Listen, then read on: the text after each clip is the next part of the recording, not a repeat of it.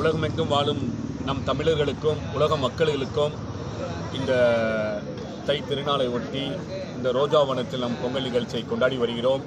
மிகவும் ஒரு மகிழ்ச்சியான தருணம். இந்த முதியோர்களிடம் நம் சேர்ந்து கொண்டாடுவது இறைவனுக்கு சமம். அவங்களோட இருந்து நம்ம முன்னோர்கள் எப்படி நம்மளுக்கு குலசாமி நம்ம கும்பிட்றோமோ அது மாதிரி நம்ம இந்த இறைவன் கூட இவங்களோட இருந்து நம்ம கொண்டாடுறது மிக மகிழ்ச்சியாக கருதுகிறேன். அவங்களோட உறவினர்களோடு மாதிரி எனக்கு ரொம்ப சந்தோஷமாக இருக்கிறது.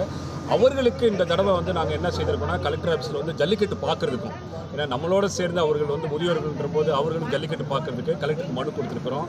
அவர்களுக்கு தனியாக முதியோர்களுக்கு ஒதுக்குறதுக்கு அது மனு பரிசீலிக்கப்படும். இந்த தடவை அவங்களுக்கு ஜல்லிக்கட்டுக்கும் நாங்கள் ஏற்பாடு பண்ணியிருக்கிறோம். நேற்றுலேருந்து அவர்களுக்கு புத்தாடை, உணவுகள் மற்றும் சிலம்பாட்டம், ஒயிலாட்டம், தப்பாட்டம் எல்லாமே அவர்களை சந்தோஷப்படுத்துவதற்காக தான் நாம் செய்கிறோம். ஏன்னா முதியோர்களை சந்தோஷப்படுத்தினாலே நம்மளுக்கு அது ஒரு பெரிய பாக்கியம். அதனால் ஆண்டவன் அனுகிரகத்தால் நம்ம மதுரை மக்களுக்கும் சரி, ஒரு எடுத்துக்காட்டாக மற்ற மாவட்டங்களுக்கு நம்ம ஒரு உதாரணமாக இருக்கணும்.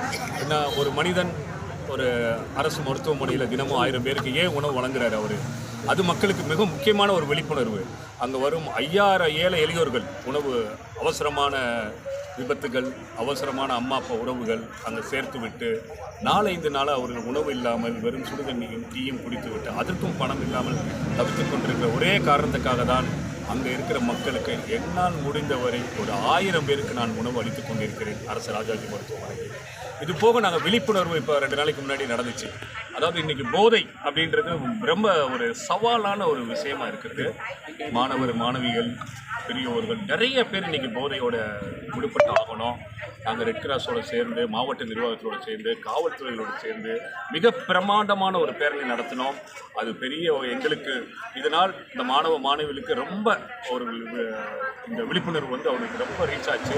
அதுவும் எனக்கு ரொம்ப ஒரு சந்தோஷமான விஷயம். வைகை ஆறு நிறைய பேர் கேட்குறாங்க, ஏன் இந்த ஸ்டார் குரு வைகை ஆறை சுத்தப்படுத்துகிறாருன்ற ஒரு கேள்வி எழுப்பிக்கிட்டே இருக்குது. நீர் நம்மளுக்கு ரொம்ப ஒரு முக்கியமான விஷயம். எதிர்காலத்தில் நம்ம குழந்தை வாழ்வாதாரம் ரொம்ப முக்கியமானது. நீர் இல்லை என்றால் இந்த உலகம் ஒன்றுமே பண்ண முடியாது. இன்னும் நமக்கு விலை கொடுத்து வாங்குறது கூட இன்னும் 5 வருஷம் கழித்து பார்த்தீங்கன்னா அதுக்கும் நீர் இருக்காது. அதனால் நம்மளுக்கு இயற்கையாக கொடுத்த வைகை நதியை நாம் அசுத்தப்படுத்தி கொண்டிருக்கிறோம். அதை முடிந்த அளவுக்கு கடந்த 1 வருடமாக எவ்வளோ என்னால் முடிந்த அளவுக்கு ஒரு தனி மனிதனாக ஒரு அமைப்பை ஆரம்பித்து கருவேல செடியிலிருந்து ஆகாய தாமரை எத்தனை டன் அகற்றிருப்பேன்னு உங்களுக்கு எல்லாருக்குமே தெரியும். அது எல்லாம் பார்த்துருப்பீங்க. படித்துறையில் ஃபுல்லாக 240 கேமரா அமைச்சிருக்கிறேன். இது எனக்காக இல்லை, என்னுடைய மக்களுக்காக, என் குழந்தைகள் எதிர்காலத்துக்காக, என் குடிநீர் அவங்க வாழ்வாதாரத்துக்காக இதெல்லாம் நான் செய்து கொண்டிருக்கிறேன். மேலும் என்னுடைய பணி தொடரும், என் பயணங்கள் தொடரும். இந்த மாதிரி முதியோர்களுக்கும் மற்ற இல்லாதவர்களுக்கும் என் உதவி தொடர்ந்து நடைபெறும். இதில் எவ்வளவோ நான் பார்த்துட்டு தான் இருக்கிறேன்.